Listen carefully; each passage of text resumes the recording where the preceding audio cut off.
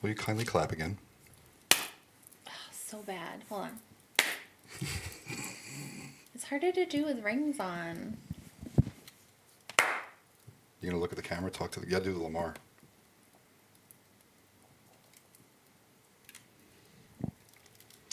Hello, friends. I'm Tony. And I'm Theresa. And we're Upstate Downstate. I hated that. Did you hate that? It wasn't great. No. Do I have to say hello, friend? I'm Theresa. And I'm Tony. And we are Upstate Downstate. Line.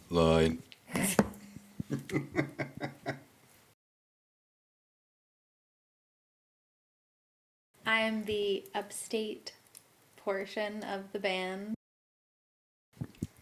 Where does Upstate start for you? I would have to say probably like anything north of Binghamton, because that was always considered the southern tier, so it can't be upstate if it's the southern tier, right? Westchester County and up. Well, I know what you think. And everyone else from downstate. So I'm from Oneonta, New York, which is between Binghamton and Albany. So not too far upstate, but still very much north of Westchester County. Where are you from? I grew up on Long Island, just east of New York City. And that's where we met? Yep, we worked at Samson Technologies. Samson, Harkey, and while we were there, Zoom. So Upstate Downstate is also a musical act. It's the two of us. How would you describe our music? Electronica?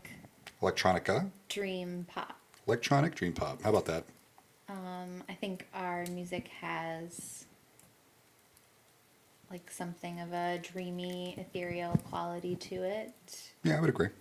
It's a lot different from the music that we both started out Quite. playing. What kind of musician were you before we met? Before we met? Or before Upstate Downstate? When I first started singing, I was really into old Motown pop, soul, jazz. As I got older, I played in a Christian worship band for a little while with my youth group, and that's when I learned how to play guitar. Because of learning how to play guitar, I started to write my own songs, so it was very much like a folky singer-songwriter kind of vibe, and that's basically what I did, all through college. So Anthony and I had just moved in together, and we were talking to Anthony in Bergia, a longtime friend of his, and he wanted to start a new, like an upbeat rock, dance rock band. They asked if I wanted to join, and I had never really been in a real creative, original music project like that before. And we were a band for probably 5 or 6 years. Something like that. You were real nervous in the beginning about it. Do you remember? You didn't think you could do it. I really had to convince you that you were going to be good at it. Having been a solo act for so long, you get used to just doing you. Doing myself.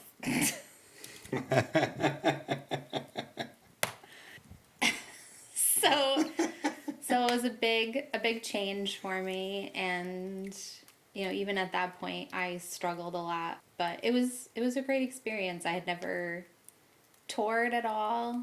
So yeah, it was a big adjustment, but we put out 2 records. Yes, we did. Fully funded by us. Put together, we did it all. Written, recorded, and produced. Yeah. By us.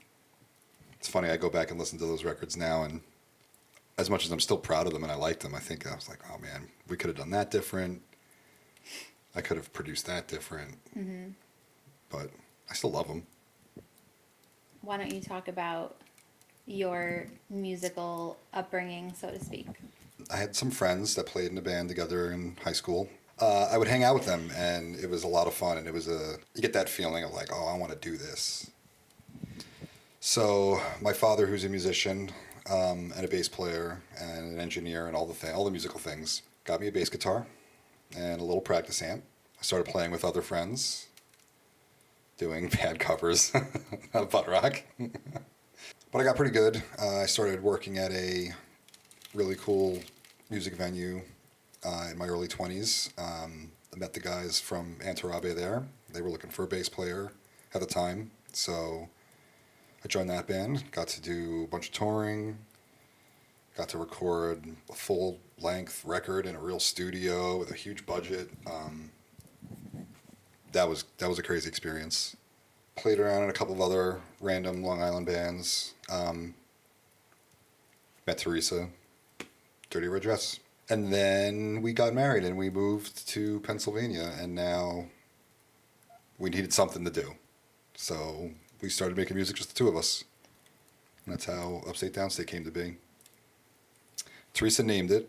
She named Dirty Red Dress also. You need a band name, call her. I have a knack. She does. She has a knack. Upstate Downstate, we started writing music together, just the two of us, after we moved to Pennsylvania from Long Island. We actually have a show coming up. If you look down in the history of our channel, you'll see some video footage from a Winter Wind Down Fest 2021. That was a virtual festival. It was during the height of lockdown because of COVID. So that festival is coming back up again. We did play it in 2022 live in person, but the people who run that took a few years off to have some kids. They are doing that again this year, this February in 2026. We will be playing that. So look for video from that in the future. Or come to Williamsport. So you play guitar, you play piano, you sing. I do. Did you get any formal training for those things? Yes. When the first instrument that I played was piano, so I took piano lessons on and off, until even through college, because I had to take, I was a music major. I had to be proficient at piano. I am proficient at piano. You're a little more than proficient. You're pretty good.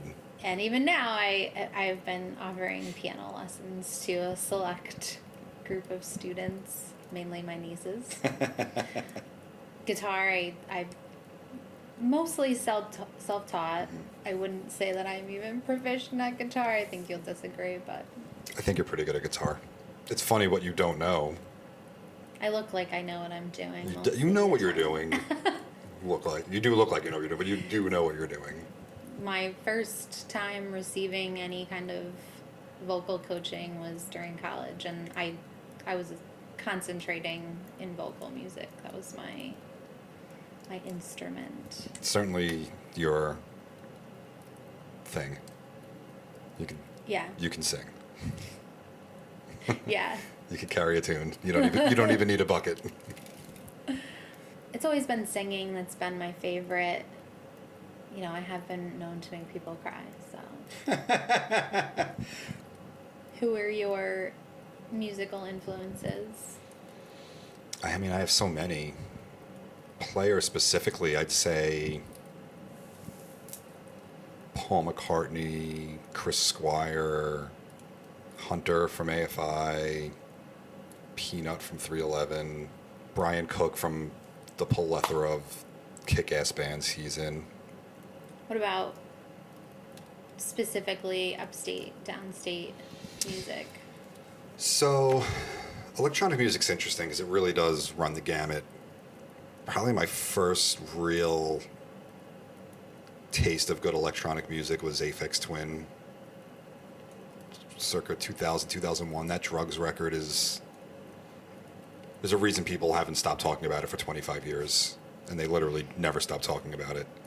More recent stuff, I really like the band Tycho. Groups like Fanagram are a real big influence. Production-wise, all the early to mid-90s hip-hop that I grew up listening to as a kid. What about you? I guess primarily I'm influenced by soul and R&B music as far as like my vocal Right. quality goes and Yeah. what I'm striving for. I've also listened to a lot of really great female artists, female singers. Fantagram, which you said, Churches was a big one. And I went back and listened to a lot of Portishead. What do you like about the idea of having a YouTube channel that's not just our music? Well, one of the things that we talked about when we discussed starting a YouTube channel was the lack of a female voice. Not lack, but scarceness Scarce is a good word. of female perspective, specifically talking about music, gear. Yeah. I'm not a big gearhead, but being your partner for 15 years, I've learned a lot from you, and my confidence in my knowledge, even though I was a music industry major, and a big part of that was recording technology. I never felt confident because I was a solo artist. I was writing, recording, and producing my own Right. music. It was stressful. It was a lot of pressure. Yeah. So I think it's important for women like myself to share their experiences, and I guess I wanted to create an outlet to share my experience and hopefully inspire, being an aunt to 3 young nieces and now 1 nephew. It's important to me to show them that you can be a woman in this business, in this platform. Sure. What are some things that you'd like to see happen or come out of having our own YouTube channel? You know, I don't know. It's kind of just fun. I don't have a lot of outlets. Leaving the music scene I left in New York and all the friends I had there where I could talk shop, per se, on a very regular basis is gone. It'd be nice to be able to have that and share that with everyone. I've always been the type to be good at explaining things. My friends that have known me a long time in music have often come to me, help them figure out how to solve problems. I'd like to be able to do that on a grander scale, share technique and share theory about what music is, how to make it, how to keep it interesting, how to make it your own, and how to have fun doing it.